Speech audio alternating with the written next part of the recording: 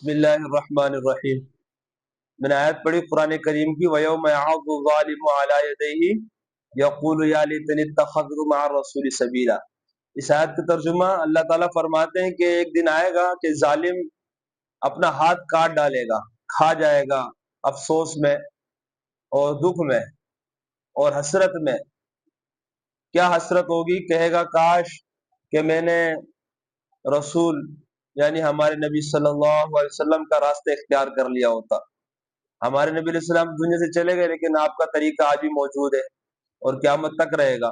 آپ کا دین تو موجود ہے نا، تو وہ افسوس کرے گا۔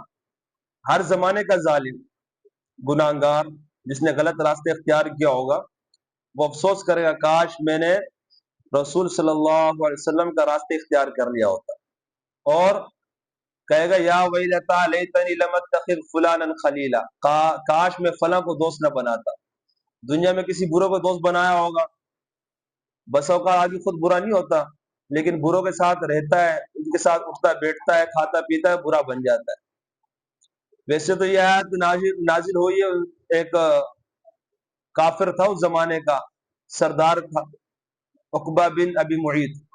یہ بڑا منہ پھٹا آدمی تھا اور بدتمیز قسم کا آدمی تھا، یہ سردار آدمی تھا، سرداری کا ویسی غرور۔ تو اس نے کئی مرتبہ گستاخی بھی کی تھی اللہ کے رسول صلی اللہ علیہ وسلم کی شان میں۔ اور آپ نے سنا ہوگا ایک مرتبہ آپ نماز پڑھ رہے تھے تو گلے مبارک میں چادر ڈال کر کھینچا تھا، تو وہ یہی شخص تھا۔ ایک مرتبہ آپ سجدے میں تھے، بیت اللہ کے اندر نماز پڑھ رہے تھے، تو اس نے آ کر جو ہے ہوجڑی آپ کے کندھے مبارک پر رکھ دی۔ آپ اٹھ نہیں پا رہے تھے۔ اما فاطمہ اس وقت نوجوان سی تھی، اتنی بڑی عمر نہیں تھی، مطلب لڑکی سی تھی، تو انہوں نے آ کر مشکل سے وہ ہوجڑی ہٹائی۔ یہ بڑا جو ہے وہ بد زبان بھی تھا اور بد لحاظ انسان تھا، بے لحاظ نہیں تھا اس میں۔ اس کا ایک مرتبہ دل اسلام کی طرف مائل ہو گیا اور اس نے کلمہ پڑھ بھی لیا۔ اس کا دوست تھا امیہ بن خلف، یہ بھی سردار تھا، کافر تھا۔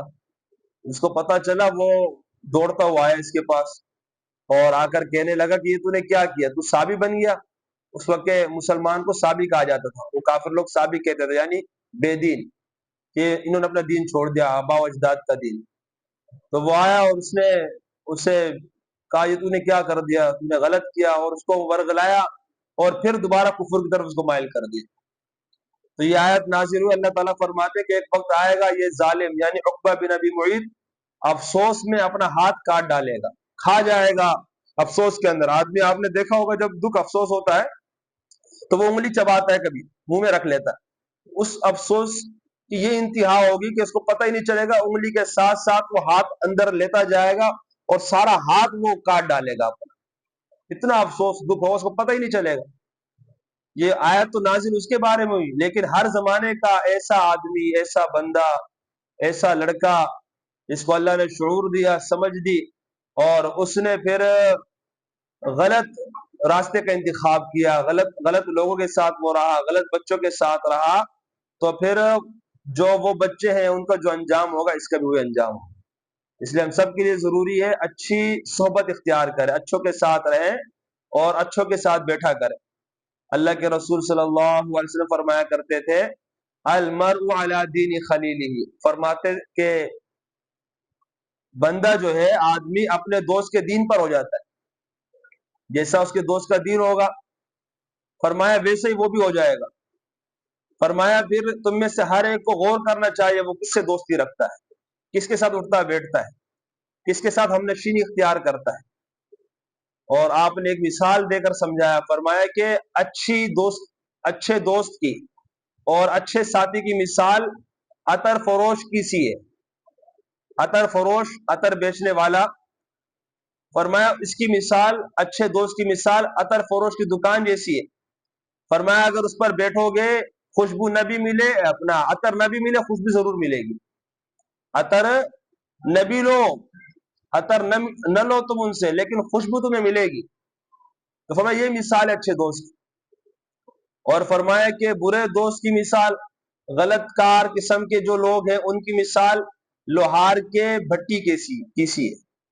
لوہار کے پاس آپ نے فرمایا کہ بیٹھو، فرمایا کہ کپڑے جل جائیں گے، نبی جلے، دھواں ضرور آئے گا تمہارے پاس، دھواں ضرور آئے گا، بچو گے نہیں۔